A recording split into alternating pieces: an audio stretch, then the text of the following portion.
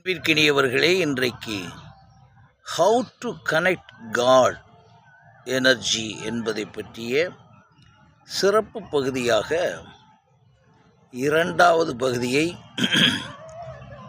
இன்று எனக்கு ஏற்பட்ட ஸ்பார்க்கிலிருந்து உங்களுக்கு கொஞ்சம் உணர்த்த முனைகின்றேன். என்னுடைய நினைவுகளுக்கு மறுபடியும் ஒரு சின்ன நிகழ்வு இது. இதுவரை கடவுளை பற்றி மதங்களும் அல்லது ஞானிகளும் அல்லது உயர்நிலை தத்துவவாதிகளும் பல ஆயிரக்கணக்கான கருத்துக்களை கூறியிருக்கிறார்கள். அதில் உலகத்தில் இருக்கக்கூடிய 99% மக்கள், இன்னும் சொல்லப்போனால் 99.999 மக்கள் யாரும் கடவுள் என்ற சக்தியை முழுவதுமாக உணர்ந்ததாக இதுவரை வெளிப்படுத்தப்படவில்லை.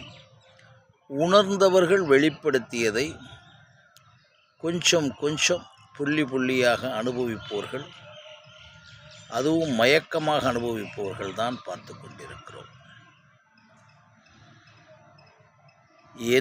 என் உணர்வில் எனக்கு கிடைத்தது. நான் படித்திருக்கலாம், கேட்டிருக்கலாம்.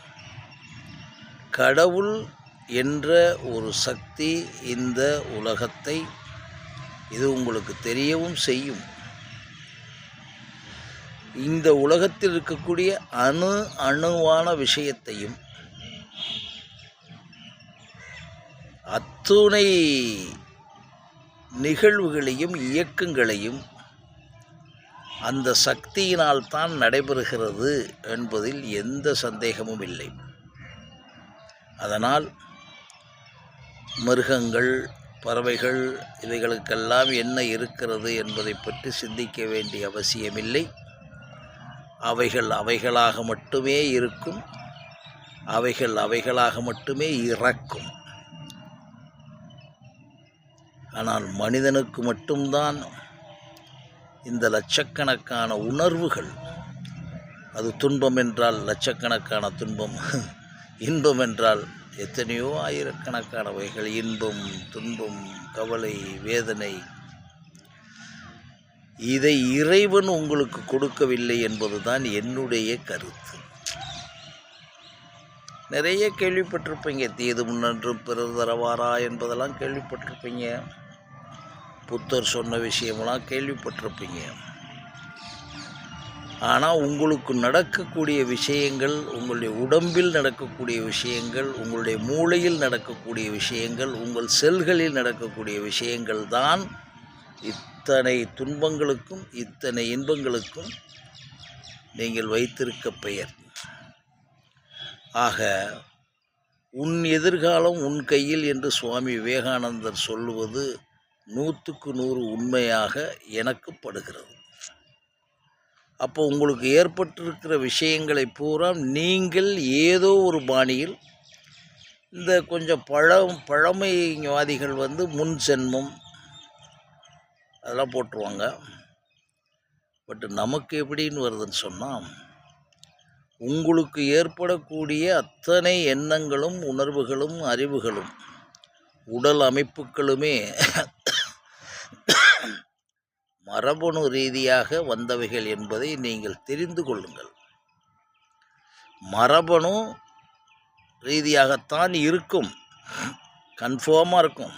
உங்கள் முகம் அப்பா மாறின்றீங்க, தாத்தா மாறின்றீங்க. ஆனால் உங்களுக்குள்ளே இருக்க விஷயங்கள் எல்லாம் கண்டுபிடிக்க தெரியலைன்னா அதை பூர்வ ஜென்மம்ன்றீங்க. அந்த பூர்வ ஜென்மம் என்ற ஒரு வார்த்தையை கேட்ச் பண்ணிக்கங்க.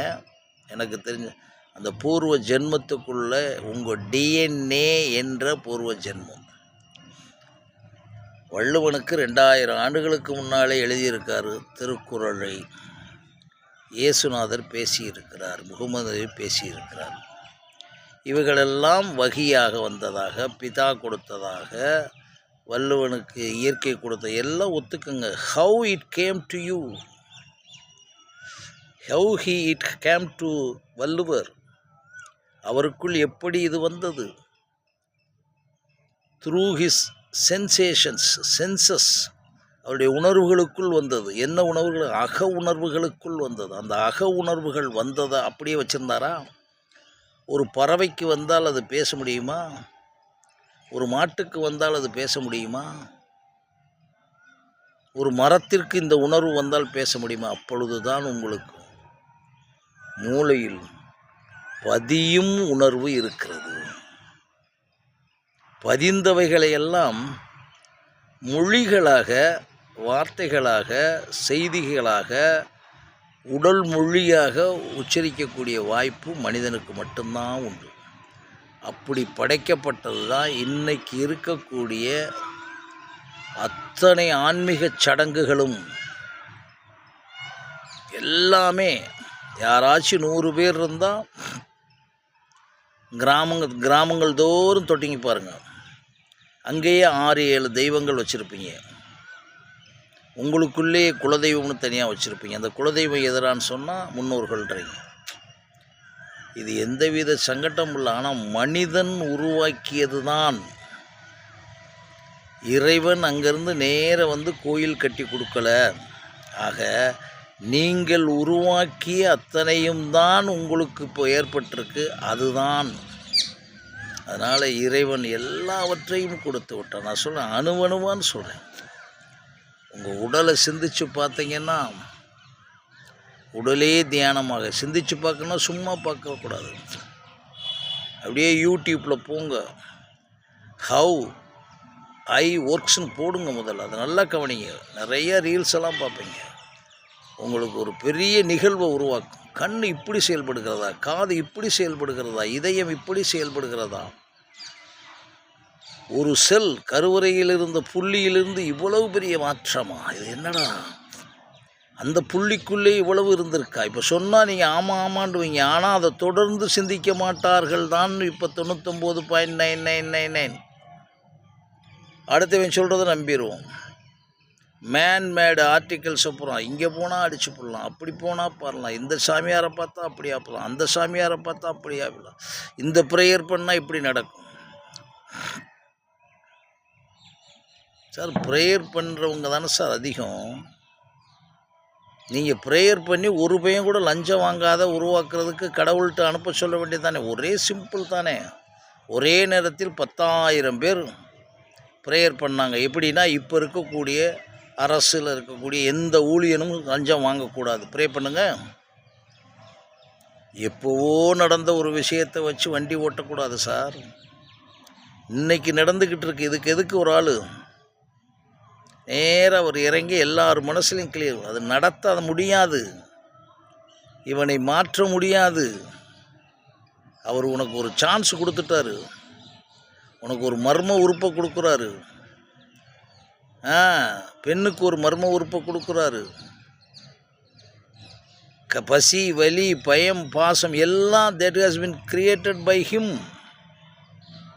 அப்போ நாம் அதை ஒழுங்காக பயன்படுத்தினோமா, நமக்குள்ளே இருக்கக்கூடிய மூளைக்குள்ளே இருக்கக்கூடிய மரபணு திறன்களுக்குள்ளே இருக்கக்கூடிய நமக்கு எண்ணங்கள் இருக்கக்கூடிய அறிவு இருக்கக்கூடிய நுண்ணறிவு இதுகளையெல்லாம் பாசிட்டிவாக பயன்படுத்தினா ஒரு வயலுக்கு ஒன்றும் பிரச்சனை வந்திருக்காது.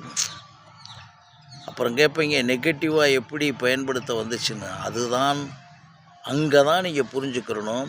அந்த நெகட்டிவாக பயன்படுத்தாமல் பாசிட்டிவாக பயன்படுத்தக்கூடிய அறிவு கொடுக்கப்பட்டிருக்க ஒரு சக்தியினால் இப்போ மனிதன் விளையாண்டுக்கிட்டு இவன் மாட்டிக்கிட்டானே ஒழிய இதுக்கு கடவுளுக்கும் எதுக்கும் சம்பந்தமே கிடையாது. உண்மையாயிடுறான்னு சொல்லி பிறப்புக்கும் எல்லா உயிருக்கும் உண்மையாக இருக்கிறதே உள்ளே கொடுக்கப்பட்டிருக்கேன் சார். உங்களுக்கு இருக்க எண்ணம், அறிவு, நுண்ணறிவு, பகுத்தறிவு, சயின்டிஸ்ட் எல்லாமே நீங்கள் கண்டுபிடிச்சே வச்சுங்க சார். அதுக்குள்ளே ஒவ்வொருத்துக்குள்ளேயும் உண்மை இருக்கணும்னு உண்மை என்ற உணர்வு இருக்கிறதே, அன்பு என்ற உணர்வு இருக்கிறதே, கருணை என்ற உணர்வு இருக்கிறது. யாருக்கிட்ட நீங்கள் எந்த கடையில் வாங்கி கருணையை கொடுக்க முடியும்? யார்கிட்ட உண்மையை போதிக்க முடியும்? உங்களுக்குள்ளே இருக்கிற அதுதான் கடவுள் என்று தெரிந்தாலும் அதெல்லாம் ஒன்றும் இல்லை இந்த உலகத்தில் அப்படின்னு சொல்லி நீங்கள் சமாளித்தது தான் இது. அதனால் கடவுள் எல்லாவற்றையும் கொடுத்து விட்டார் என்று முதல் நிலைக்கு வாங்க. நம்மால் தான் அத்தனையும்ன்றது உங்களுக்கு தெரியும் சார், ஆனால் தொடர்ந்து செய்வதில்லை. ஒரு நாளைக்கு இருக்கக்கூடிய 24 மணி நேரத்தில் 1440 நிமிடத்தில் 86,400 செகண்டுகளில் நீங்கள் செய்வதில்லை. அப்படி கிராஸ் பண்ணுறது அதில் வந்த வினையை ஒழிய எவன் துன்பத்துக்கும் இறைவன் சம்பந்தமில்லை, எவனுடைய தொல்லைகளுக்கும் இயற்கை சம்பந்தமில்லை. அள்ளி வழங்கினதை நீங்கள் எல்லாத்தையும் முடிச்சுட்டு நான் ப்ரேயருக்கு போகிறேன், நான் கடவுளை பார்க்குறேன், நான் அந்த கணக்குப்படி வாசத்தை போடுறேன், இந்த கணக்குப்படி இதை போடுறேன், இதை இப்படி ஆக்குறேன்னு பல கோடி மனிதர்கள் ஒரு சிலவர்கள் உங்களுடைய அறியாமையையும் தெரியாமையையும் புரியாமையையும் இயலாமையும் இல்லாமையையும் ஏழ்மையையும் மாயையும் பொய்மையையும் பேராசையும் உங்களுடைய பேராசையையும் முக்கியமாக ஆசையோடு பேராசை இருக்கும் அவ்வளவையும் அதுக்கு மேலே ஆணவத்தையும் பயன்படுத்தி அதெல்லாம் வந்திருக்கு உடம்புக்குள்ளே. அது செகண்ட் பார்ட்டுக்கு வர்றேன். அது ரெண்டையும் கொடுத்தானே உங்களுக்கு போகிறது. மாட்டுக்கு இருக்கா ஹார்ட் அட்டாக் இருக்கா? மாடி ஏதாச்சும் தியானம் பண்ணுச்சா? மாடி ஏதாச்சும் கோயிலில் போய் மாட்டை கோயிலில் வச்சு கும்பிட்றதுக்கு நீங்கள் தயாராகிறீங்க சார். ஸ்ரீரங்கம் போன்ற கோயில்களை மாடுகள் யானைகளை வந்து கும்பிட்டுக்கிட்டு இருக்கீங்க. உங்களை ஏதாச்சும் கூப்பிட்டு வச்சு எந்த மாடாச்சும் கூப்பிட்டுச்சா சார்? அப்போ செஞ்ச அத்தனையும் நீங்கள் அந்த ரெண்டையும் டிஃப்ரென்ஷியேட் பண்ணிவிட்டு already we got it everything through God's energy and we have been experiencing that, but without understanding it குடிக்கிட்டே இருக்கீங்க. பேராசை, ஆசை, மாயை, மூடநம்பிக்கை என்னன்னாலும் போட்டுங்க, அதுக்குள்ளே தான் வரும்.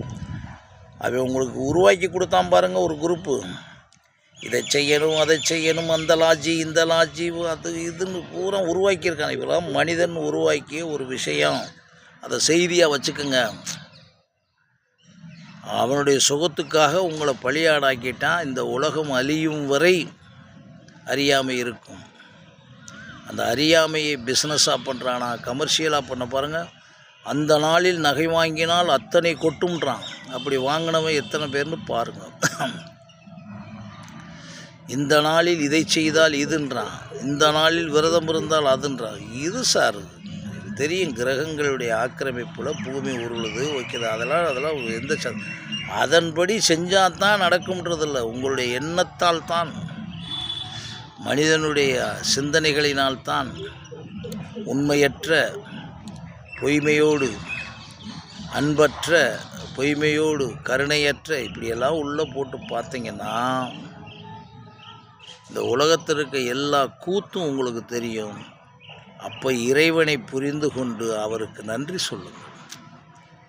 மூச்சு விடுகிறேனே, சாப்பிடுவது ஜெரிக்கிறதே, உயிரோடு இருக்கிறேனே, இதையெல்லாம் கிடைத்த இறைவா உனக்கு நன்றி, நான் உண்மையையும் அன்போடும் நான் செயல்படும். இந்த 2 விஷயத்தை குழந்தைகளுக்கு சொல்லிக் கொடுக்கணும். இது பெரிய மனுஷன் கேட்டுட்டு சிரிப்பீங்க, இவருக்கு தெரியாது என்னமோ சொல்லிக்கிட்டு இருக்கார் பாவம்.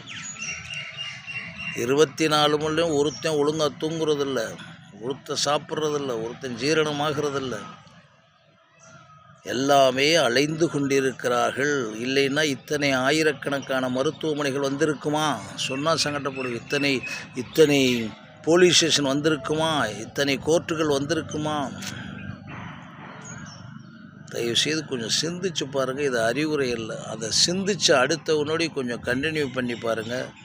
உலகத்தில் இருக்க பொய்மையெல்லாம் உங்களுக்குள்ளே வந்து அப்படிப்பட்ட மாபெரும் பொக்கிஷமான மூளையை பெற்றிருக்கிறீர்கள். மூளைக்குள்ளே இருக்கக்கூடிய செல்களை பெற்றிருக்கிறீர்கள். செல்களுக்குள்ளே இருக்கக்கூடிய மரபணு திறன்களை பெற்று, மரபணு திறனே பேசிக்கிட்டு இருக்குன்னு நினச்சிக்கிறாதீங்க. தவிர எல்லாமே ரிசீவ் பண்ணதில் உங்கள் அப்பாவோ உங்கள் அம்மாவோ உங்கள் வாழ்க்கையே 50 வருஷத்துக்கு முன்னாடி நடந்த விஷயம்லாம் உங்கள் மூளைக்குள்ளே இருந்துச்சு. ஆனால் புத்தகத்தை எழுதி வச்சிங்களா?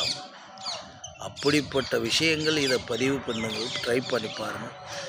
ஏதோ ஒரு சிந்திச்சா உங்களுக்கு வரும். எனக்கு சிந்திச்சதை பதிவு பண்ணிட்டேன். நன்றி, வணக்கம்.